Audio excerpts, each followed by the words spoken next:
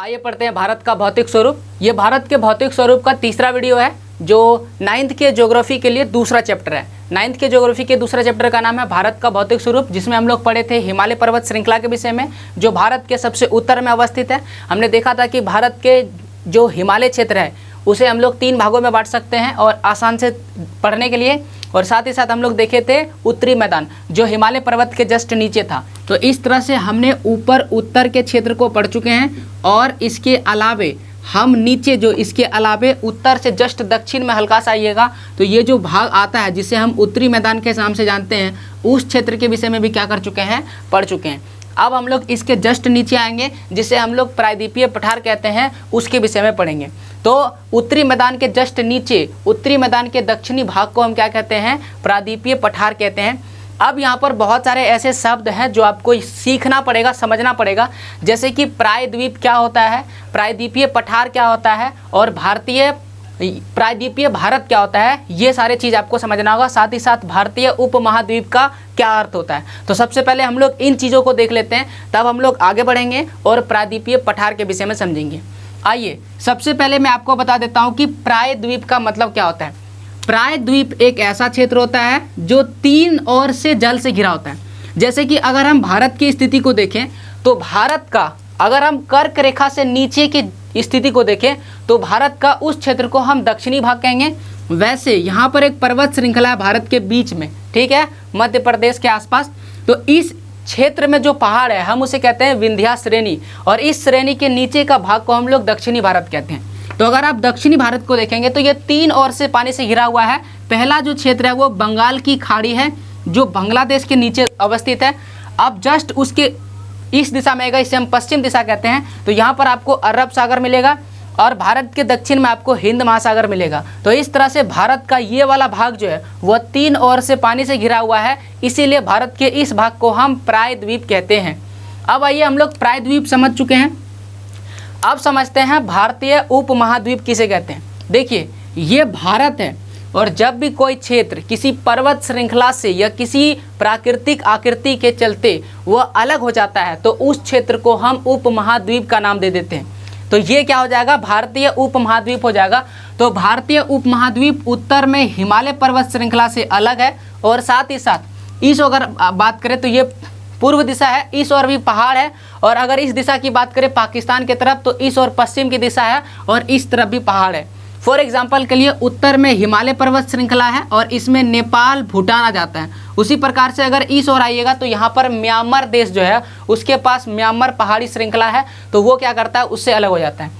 अब हम लोग यहाँ पर आते हैं तो ये जो क्षेत्र आ जाता है वो बांग्लादेश हो जाता है। यानी उत्तर में अगर आप छोड़ दें, हिमालय पर्वत श्रृंखला को छोड़ दें, तो यहाँ पर आपका नेपाल, भूटान, बांग्लादेश और म्यांमार को छोड़ करके इस ओर वाला भाग भारत में आ जाता है। साथ ही साथ इस ओर का जो क्षेत्र है यहाँ पर सुलेमान एवं किरथर की पहाड़ियाँ हैं, जिससे ये वाला क्षेत्र क्या होता है, अलग हो जाता है। तो इस तरह से भारत, पाकिस्तान, नेपाल, भूटान, बांग्लादेश, ये जो क्षेत्र मिलकर के बनता है, इस क्षेत्र को हम बोलेंगे भारतीय उपमहाद्वीप।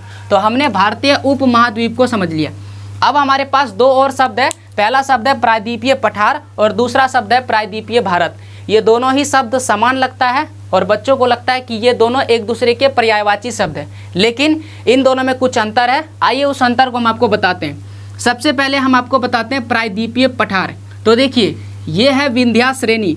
श्रेणी का मतलब होता है श्रृंखला, सतत। तो यहाँ पर कुछ नहीं है बल्कि बड़े बड़े पहाड़ है जो एक श्रृंखला में है। जैसे कि बचपन में हम कोई भी फोटो बनाते तो ऐसे करके पहाड़ बनाते थे, तो यही क्या है, पहाड़ों की श्रृंखला है। इसे ही हम क्या बोलते हैं, श्रेणी कहते हैं। तो ये जो प्रायद्वीपीय भारत है यहाँ पर एक पहाड़ की श्रृंखला है जिसे हम बोलते हैं विंध्या श्रेणी।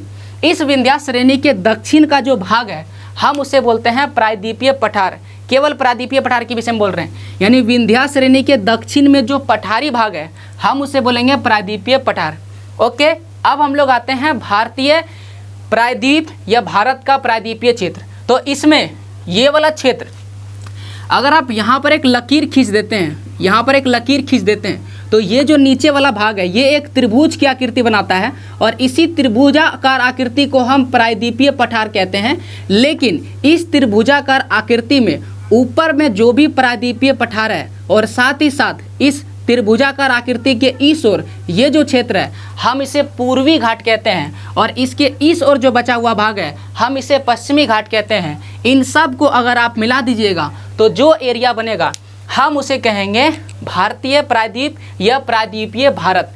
अब आपको एक एरिया के अनुसार बता देते हैं, ये जो एरिया है यहाँ पर गुजरात का कच्छ एरिया है, ठीक है, इस कच्छ यहाँ पर है, और इससे आगे अगर बढ़िएगा तो ये आपका कह सकते हैं विंध्या श्रेणी के ऊपर राजस्थान में अरावली पर्वत श्रृंखला है। अरावली पर्वत श्रृंखला से आप आगे बढ़िएगा तो आप पहुँच जाइएगा भारत का उत्तरी मैदान, और ये वाला क्षेत्र कहलाता है गंगा का मैदान, क्योंकि ये पूरा क्षेत्र गंगा नदी से बनता है, और भारत के उत्तरी मैदान में सबसे बड़ा भाग गंगा का मैदान ही है, ये आप याद रखिएगा। ओके, तो यहाँ पर उत्तरी मैदान को टच करने के बाद सीधा आप आगे बढ़ जाइएगा और यहाँ पर आ जाइएगा आप झारखंड।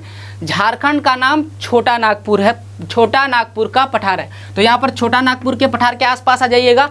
और यहाँ पर जो पश्चिम बंगाल राज्य है उसमें राज्य का नाम है रानीगंज, झरिया और पुरोली, उन राज्यों से अलग क्षेत्र बनता है। उसके बाद आगे आप उड़ीसा के क्षेत्र में बढ़ जाइएगा आगे, और ये हो जाता है पूर्वी घाट। और इसके बाद यहाँ पर कन्याकुमारी है, कन्याकुमारी में महेंद्रगिरी पर्वत है, सबसे ऊंचा पर्वत प्रायद्वीपीय भारत का।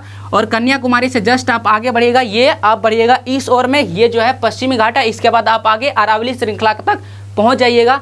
ये जो एरिया बनेगा इस एरिया को हम बोलेंगे प्रायद्वीपीय भारत, और ये जो ट्रेंगल वाला भाग है इसे हम बोलेंगे प्रायद्वीपीय पठार। तो आप ये सारे चीज़ समझ गए होंगे, जैसे कि प्रायद्वीप क्या होता है, भारतीय उपमहाद्वीप क्या होता है, प्रायद्वीपीय पठार क्या होता है, और भारतीय यानी प्रायद्वीपीय भारत में क्या अंतर है। अब हम लोग आगे बढ़ते हैं और इस पूरे क्षेत्र में जो क्षेत्र है, जितनी पर्वत श्रृंखला है, और साथ ही साथ इसका निर्माण किस प्रकार से हुआ, इसमें कौन कौन से बड़े बड़े पहाड़ हैं, और पूर्वी घाट और पश्चिमी घाट में क्या अंतर है, और क्या कारण है कि पश्चिमी घाट में सर्वाधिक वर्षा होती है और पूर्वी घाट में कम वर्षा होती है, इन सब चीज़ को पढ़ेंगे। साथ ही साथ हम आपको बताएंगे कि घाटी क्या होता है, दर्रा क्या होता है, और उन दोनों के जो दो पहाड़ियों को अलग करता है वो क्या कहलाता है। अब देखेंगे कि ये पहाड़ी श्रृंखला सतत क्यों है और ये पहाड़ी श्रृंखला सतत क्यों नहीं है, और साथ ही साथ देखेंगे कि किस क्षेत्र में ज़्यादा नदियाँ बहती है। आइए अब सबसे पहले हम लोग समझ लेते हैं कि इस बड़े भूभाग का निर्माण किस प्रकार से हुआ है और इसे हमें कितने भागों में बांट करके इसका अध्ययन कर सकते हैं। देखिए, हम सबों को पता है कि पृथ्वी कुछ इस प्रकार से है, और पृथ्वी के बीच में एक काल्पनिक रेखा है जिसे हम विषुवत रेखा कहते हैं। इसके ऊपर में 23.5 डिग्री की जो रेखा है उसे हम कर्क रेखा कहते हैं, और नीचे जो 23.5 डिग्री की रेखा है हम उसे मकर रेखा कहते हैं। और भारतीय उपमहाद्वीप आपको बता चुके हैं उपमहाद्वीप का क्षेत्र कौन सा है, तो भारतीय उपमहाद्वीप का क्षेत्र यहाँ पर मकर रेखा के आसपास था, और ये मकर रेखा से क्या हुआ, आगे बढ़ता चला गया, और यहाँ विषुवत रेखा के पास जो भारत का क्षेत्र था उससे क्या हुआ, यानी कि यूरेशियन, ये गोंडवाना लैंड का भाग था, और ऊपर जो है यूरेशियन प्लेट था, तो ये गोंडवाना लैंड से आगे ऊपर आया और यूरेशियन प्लेट से आकर के टकरा गया। और टकराने के बाद हमको पता है कि भारत के उत्तर में हिमालय पर्वत श्रृंखला का निर्माण हुआ। अब देखिए, कोई भी चीज़ किसी से टकराता है, अगर आप टॉम एंड जेरी वाला फिल्म देखेंगे, टॉम एंड जेरी, तो उसमें देखते हैं जब भी कभी ट्रेन टकराता है क्या होता है, पीछे वाला भाग उठ जाता है और फिर वो नीचे धीरे धीरे आता था। ट्रेन टकराया या ब्रेक लगाया तो पीछे वाला भाग पूरी तरह से उठ गया।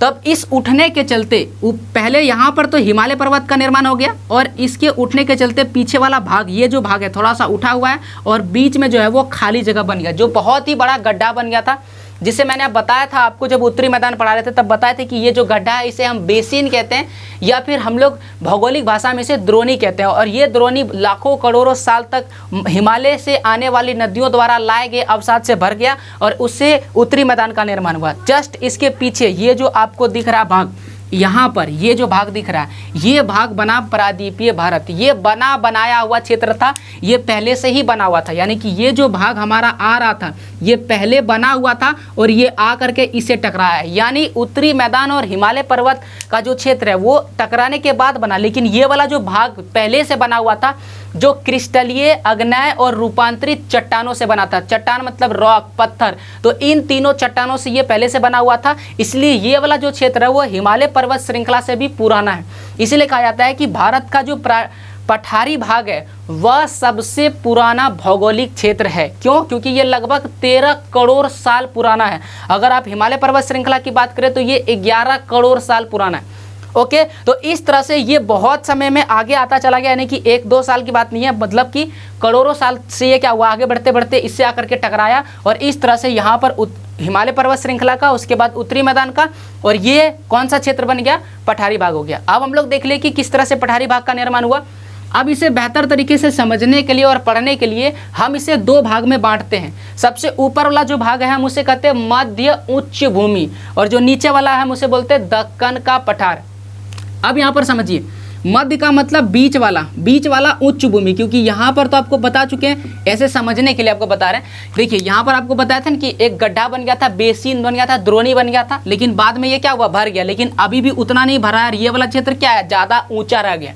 ओके, तो इसलिए इस क्षेत्र को हम लोग क्या बोलते हैं, मध्य उच्च भूमि। ये पठारी क्षेत्र ही है, लेकिन इसका नाम रखे हैं मध्य उच्च भूमि। इसमें अलग अलग पठार का नाम हम आपको बताएंगे। जस्ट इसके नीचे वाला जो क्षेत्र है, इस त्रिभुजाकार क्षेत्र को हम बोलते हैं दक्कन का पठार। अब ये जो दक्कन का पठार है, दक्कन का अर्थ होता है दक्षिणी भाग, यानी कि ये दक्षिण का पठार है। एक तरह से बोला जाए तो ये किसका पठार है, दक्षिण का पठार। तो आप इसे दक्कन का पठार कहें या फिर दक्षिण का पठार कहें, ये त्रिभुजाकार आकृति वाला क्षेत्र आ जाएगा। इसके बाद इसके जस्ट दोनों तरफ बहुत ही बड़ी पर्वत श्रृंखला है, जिसे हम कहते हैं, इस और जो है भाग है उसे हम पूर्वी घाट कहते हैं, और इस और जो भाग है उसे क्या बोलते हैं, पश्चिमी घाट कहते हैं। अब आइए हम लोग देखते हैं कि इसके अंदर, जैसे कि मध्य उच्च भूमि के अंदर और दक्कन के पठार के अंदर कौन कौन से पठार है, उसका नाम क्या है और वो किस क्षेत्र में पड़ता है, आइए देखते हैं। अब ये जितने भी पठार आपको याद रखना है कि ये चौड़ी, छिछली और या फिर आकृति में गोलाकार है। तो चौड़ी का मतलब आप समझ सकते हैं कि ज़्यादा चौड़ाई में फैला होगा। अब यहाँ पर दूसरा जो शब्द है छिछली है, छिछली का मतलब होता है इसे पानी द्वारा पूरी तरह से बहा दिया गया ऊपरी परत को, इसलिए पूर्ण रूप से छिछला भाग नजर आता है, और साथ ही साथ इसकी आकृति लगभग गोलाकार की तरह दिखती है। अब यहाँ पर देख लीजिए, यहाँ पर हमारी नर्मदा नदी बहती है, जो विंध्या और सतपुड़ा श्रेणी के बीच में बहती है। नर्मदा नदी के ऊपर जो भाग है, जो मालवा के पठार का भाग है, उस पूरे पठारी भाग को हम मध्य उच्च भूमि कहते हैं। अगर आपसे सवाल पूछा जाएगा कि मध्य उच्च भूमि किसे कहते हैं, तो आपका जवाब होगा नर्मदा नदी के ऊपर, क्योंकि यहाँ पर हमारी नर्मदा नदी है। नर्मदा नदी के ऊपर वह भाग जो अधिकतर मालवा के पठार से मिलता है या मालवा के पठार से सटा हुआ क्षेत्र है, उस पठारी भाग को हम क्या कहते हैं, उस पठारी भाग को मध्य उच्च भूमि कहते हैं। ये पूरा क्षेत्र आपको दिख रहा है, ये है कौन सा क्षेत्र है, हम इसे कहते हैं वो मध्य उच्च भूमि। तो सबसे पहले मैं आपको मध्य उच्च भूमि में जो अलग अलग पठार है उसका नाम आपको बता देते हैं। सबसे पहले नंबर 1, हम इस भाग को मालवा का पठार कहते हैं। वैसे ये पूरा भाग आपका मालवा का ही पठार होगा, लेकिन इसके अलग अलग नाम हम इसलिए दे दिए हैं ताकि हम इसे आसानी से समझ सके, पढ़ सके और याद रख सके। जस्ट इसके थोड़ा आगे बढ़िएगा तो ये जो क्षेत्र हम इसे कहते हैं बुंदेलखंड का पठार, बुंदेलखंड का पठार। जस्ट इसके नीचे आइएगा तो ये वाला जो क्षेत्र है इसे कहते हैं बघेलखंड का पठार। तो ये है बुंदेल और ये है बघेल, ये मालवा का पठार है, ये मालवा का पठार है, इसका ऊपरी भाग है बुंदेलखंड का पठार, और ये अगला जो भाग है इसे हम बोलते हैं बघेलखंड का पठार। तो इस तरह से ये 3 नंबर तक पढ़ चुके हैं। अब आइए 4 नंबर, ये जो 4 नंबर है ना, ये पूर्ण रूप से झारखंड के क्षेत्र में, और इसे हम बोलते हैं छोटा नागपुर का पठार। अब ये छोटा नागपुर का पठार जो है पहले बिहार में था, लेकिन बिहार से हम इसे अलग कर दिए, तो बिहार का दक्षिणी भाग हम इसे कह सकते हैं। तो ये जो क्षेत्र है इसे क्या कहते हैं, छोटा नागपुर का पठार। तो इस तरह से ये मध्य उच्च भूमि में कुल मिलाकर के 4 पठारी क्षेत्र हैं, जो मुख्य रूप से मालवा पठार के अधिकतर भागों में फैला हुआ है। जस्ट इसके नीचे आइएगा तो ये जो क्षेत्र आपको मिल रहा है इसे हम दक्षिणी पठार कहते हैं या फिर दक्कन का पठार कहते हैं। तो हम बोलेंगे, अब देखिए यहाँ पर नर्मदा नदी के ऊपर वाले क्षेत्र को पढ़ लिए, अब हम लोग नर्मदा नदी के नीचे वाले क्षेत्र को पढ़ते हैं। नर्मदा नदी के नीचे जो पर्वत श्रृंखला है उसे हम बोलते हैं सतपुड़ा पर्वत श्रृंखला। नर्मदा नदी के ऊपर जो पर्वत श्रृंखला है उसे हम बोलते हैं विंध्या पर्वत श्रृंखला, और इसीलिए हमने आपको बताया था कि नर्मदा नदी विंध्या पर्वत श्रेणी और सतपुड़ा पर्वत श्रेणी के बीच में से बहती है। ओके, तो हमने समझ लिया कि नर्मदा नदी के नीचे सतपुड़ा श्रेणी है, और उसके जस्ट बाद जो भी आपको पठार मिलेगा उस पठार को हम बोलते हैं दक्कन का पठार, यानी कि दक्षिणी पठार। और इसकी आकृति अगर आप देखें तो ये बिल्कुल त्रिभुज के आकार जैसा है, और इसमें जो अलग अलग पठार है उसे हम लोग देखते हैं। यहाँ पर 5 नंबर है, 5 5 नंबर दक्कन का पठार, यानी कि ये वाला जो एरिया आपको दिख रहा है ये है दक्कन का पठार। जस्ट उसके बगल में जो है वो कर्नाटक का पठार है, क्योंकि ये कर्नाटक में अवस्थित है इसलिए हम लोग क्या बोलते हैं, कर्नाटक का पठार।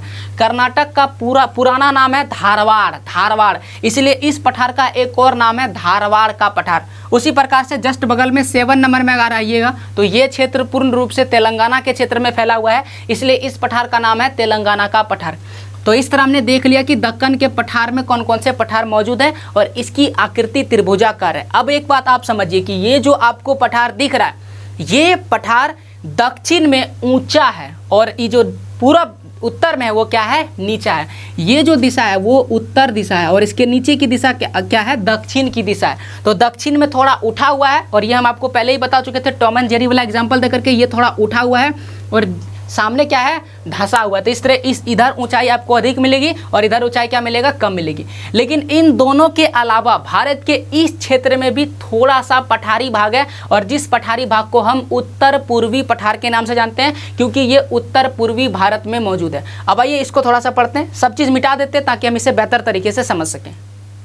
अब आइए समझते हैं उत्तर पूर्वी पठार को। उत्तर पूर्वी पठार भारत के उत्तर पूर्वी राज्य की ओर मौजूद है। इस पूरे भारत में से ये जो भारत का क्षेत्र है इसे हम उत्तर पूर्वी भारत कहते हैं और इसमें भारत के 7 राज्य मौजूद है, अरुणाचल प्रदेश, नागालैंड, मणिपुर, मिजोरम, त्रिपुरा, असम और असम के बाद मेघालय। तो ये 7 राज्य मौजूद है और इन्हीं 7 राज्य में से जो मेघालय का क्षेत्र है उन क्षेत्र में जो प्रायद्वीपीय पठार का भाग है उसे हम उत्तर पूर्वी पठार के नाम से जानते हैं। इस उत्तर पूर्वी पठार को ही एक और नाम है मेघालय और इसी के नाम पर उस राज्य का नाम पड़ा है मेघालय, जिसकी राजधानी शिलोंग है। या फिर इसका एक और नाम है कार्बी एंगलोंग पठार, एक और नाम है उसका नाम है उत्तर कचार पहाड़ी। तो इस तरह से ये सब नाम इसी पठार का नाम है और इस पठार में 3 सबसे प्रमुख पर्वत श्रृंखला है, गारो, उसके बाद खासी और उसके बाद जयंतिया। ये तीनों ही असम में मौजूद है। तो फिर से हम लोग समझ लेते हैं, भारत के उत्तर पूर्वी क्षेत्र में जो पठार है उसे हम उत्तर पूर्वी पठार कहते हैं। इसी को हम मेघालय, कार्बी एंगलोंग पठार और उत्तर कचार पहाड़ी के नाम से जानते हैं और इसमें 3 प्रमुख पर्वत श्रृंखला है, गारो, खासी, जयंतिया।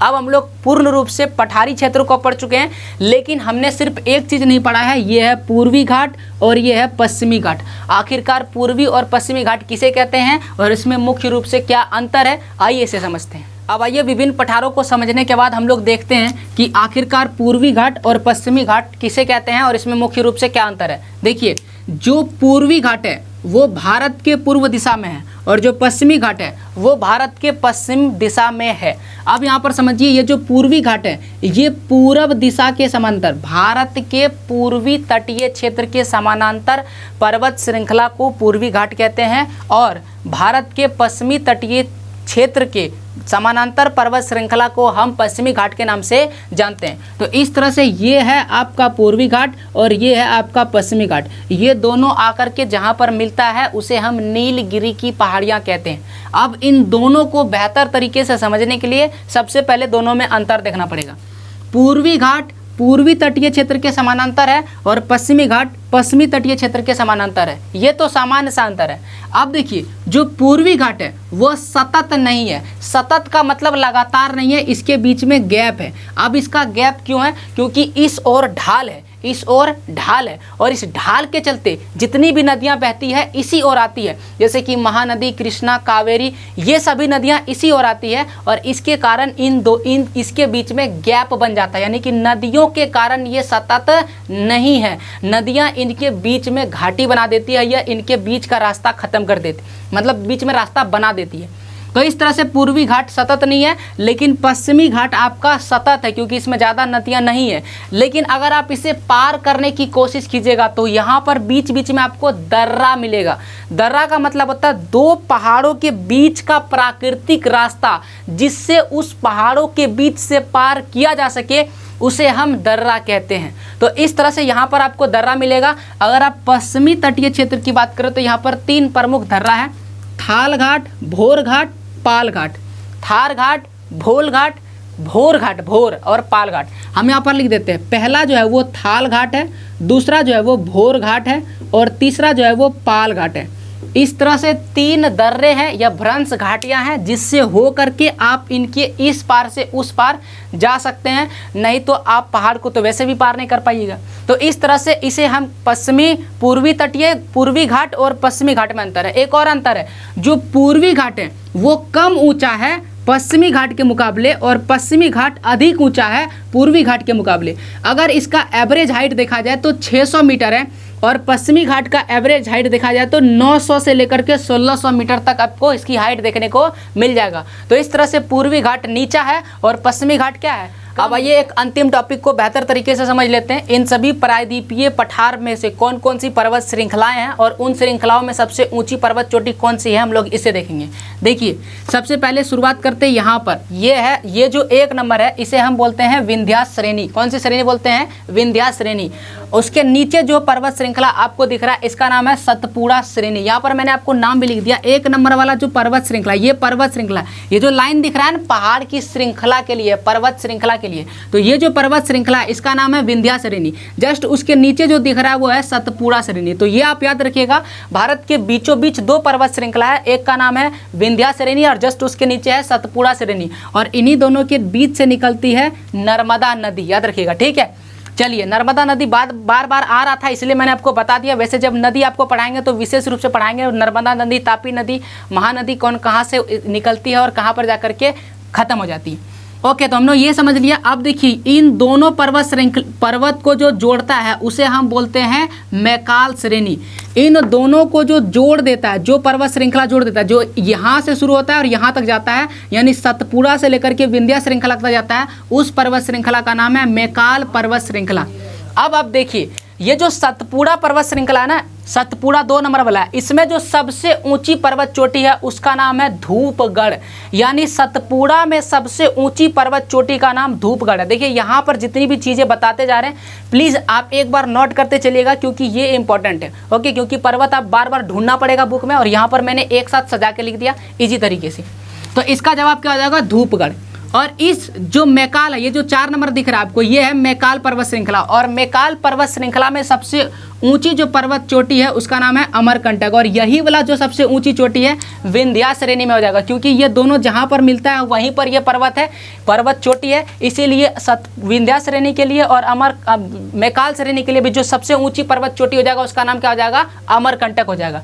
अब इसके जस्ट आप उत्तर पश्चिम की ओर बढ़िएगा, ये दिशा उत्तर है और ये दिशा पश्चिम है, तो उत्तर पश्चिम की ओर बढ़िएगा तो यहाँ पर एक पर्वत श्रृंखला मिलेगा राजस्थान के पास में, जिस पर्वत श्रृंखला का नाम है आरावली पर्वत श्रृंखला। तो ये जो 3 नंबर लिखा हुआ दिख रहा है ये है आरावली पर्वत श्रृंखला, और इसमें जो सबसे ऊंची पर्वत चोटी है उसका नाम है माउंट आबू।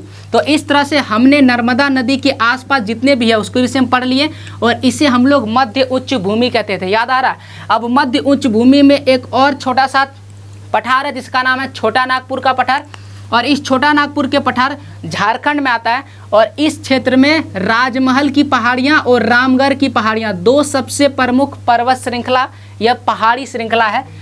और रामगढ़ में सबसे ऊंची पर्वत चोटी जो है उसका नाम है पारसनाथ। क्या नाम है? पारसनाथ। तो इस तरह से हमने मध्य उच्च भूमि पढ़ ली। अब थोड़ा नीचे आते हैं। नीचे में हम लोग को पता है कि ये वाला जो पर्वत श्रृंखला है, इस पर्वत श्रृंखला का नाम पूर्वी घाट है, और इस श्रृंखला का नाम क्या है? पश्चिमी घाट। ये पर्वत श्रृंखला का नाम है।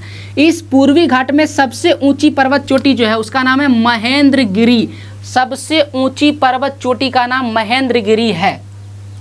अब ये दोनों जहाँ आकर के मिलता है, ये पश्चिमी घाट और ये पूर्वी घाट जहाँ आकर के मिलता है उसका नाम है नीलगिरी की पहाड़ियाँ, नीलगिरी की पहाड़ियाँ। और इसमें जो सबसे ऊंची पर्वत चोटी है उसका नाम है डोडा बेटा। डोडा बेटा यानी कि यहाँ पर जो पर्वत श्रृंखला है और ये जो पर्वत श्रृंखला जहाँ पर आकर के मिलता है उसका नीलगिरी पहाड़ियाँ हैं, और वहाँ पर सबसे ऊंची पर्वत चोटी जो है उसका नाम है डोडा बेटा।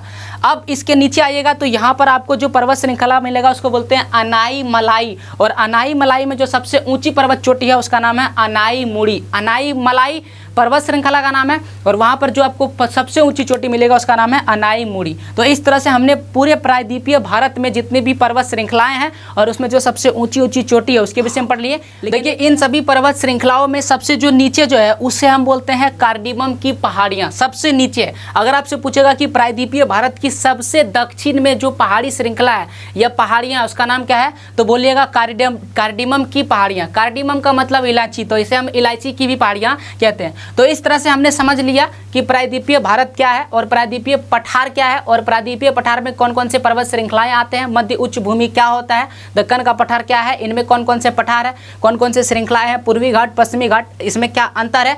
अब हम लोग एक महत्वपूर्ण पॉइंट को समझते हैं, और वो पॉइंट यह है कि इस पश्चिमी घाट में अधिक वर्षा होती है जबकि पूर्वी घाट में कम वर्षा होता है। एक सामान्य सा अंतर आप समझिए, जितनी भी मानसूनी हवाएं चलते हैं वो इस ओर से आता है और इस तरह से भारत में प्रवेश करता है। तो सबसे पहले वो पश्चिमी इस तट में टकराता है, जिसके चलते यहाँ पर जो है यहाँ पर वर्षा अधिक होता है। किसी भी जो बरसात का बादल आता है ना, अगर उसके बीच में कोई अवरोध आ गया, जैसे पहाड़ी श्रृंखला आ गया, तो यहाँ पर वो क्या करेगा, वर्षा कर देगा। क्या कर देगा, वर्षा कर देगा। इसलिए यहाँ पर वर्षा करता है, क्योंकि ये सतत है इसलिए इसमें वर्षा अधिक होता है, और ये सतत नहीं है इसलिए वर्षा इसमें कम होता है। साथ ही साथ इस क्षेत्र में अधिक वर्षा होता है। ये जो क्षेत्र आपको दिख रहा है इस क्षेत्र में अधिक वर्षा होती है, जबकि उसके उस पार यानी कि इस पर्वत श्रृंखला के उस पार कम वर्षा होता है। इसीलिए यहाँ पर एक तटीय मैदान का निर्माण होता है, और साथ ही साथ इस क्षेत्र में भी जो है तटीय मैदान का निर्माण होता है जहाँ जहाँ पर्वत श्रृंखलाएं हैं, और इसलिए हम इसे तटीय मैदान कहते हैं, जो हम लोग अगले पार्ट में पढ़ेंगे। तो ये था प्रायद्वीपीय भारत, प्रायद्वीपीय पठार। उम्मीद करते हैं आपको पूरा वीडियो बेहतर समझ में आ गया। कोई भी डाउट है जरूर कमेंट कीजिएगा। मिलते हैं अगले वीडियो में, तब तक के लिए जय हिंद, जय भारत, वंदे मातरम।